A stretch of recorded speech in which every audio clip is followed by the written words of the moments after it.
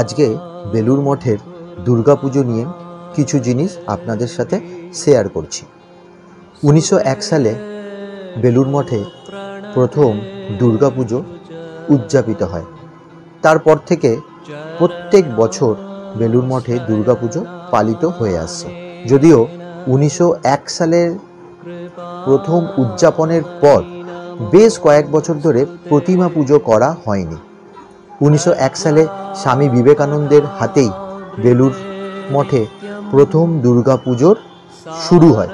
স্বামীজি এবং তার সন্ন্যাসী ভাইয়েরা যে নতুন জীবনধারার নেতৃত্ব দিয়েছিলেন এবং সমাজে নারী জাতিকে এক সম্মানীয় জায়গায় নিয়ে যেতে চেয়েছিলেন, শিক্ষিত করে তুলতে চেয়েছিলেন, সেই নারী শক্তির জাগরণের জন্যই বেলুর মঠে প্রথম স্বামী বিবেকানন্দ ও ওনার গুরু ভাইরা মিলে দুর্গাপুজো শুরু করেন 1901 সালে। তারপর থেকেই প্রতি বছর জন্মাষ্টমীর দিন বেলুর মঠে মা দুর্গার কাঠামো পুজো করা হয়। তারপরেই সেই কাঠামোর ওপর মা দুর্গার মৃন্ময়ীর মূর্তি গড়ার কাজ শুরু হয়।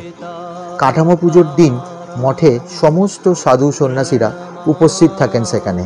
কাঠামো পুজোর পর শ্রীকৃষ্ণের পূজাও করা হয় জন্মাষ্টমী উপলক্ষে, কারণ ঠাকুর বলে গেছেন, যে রাম যে কৃষ্ণ সেই রাম ও কৃষ্ণ, জয়তু শ্রী রাম ও কৃষ্ণ।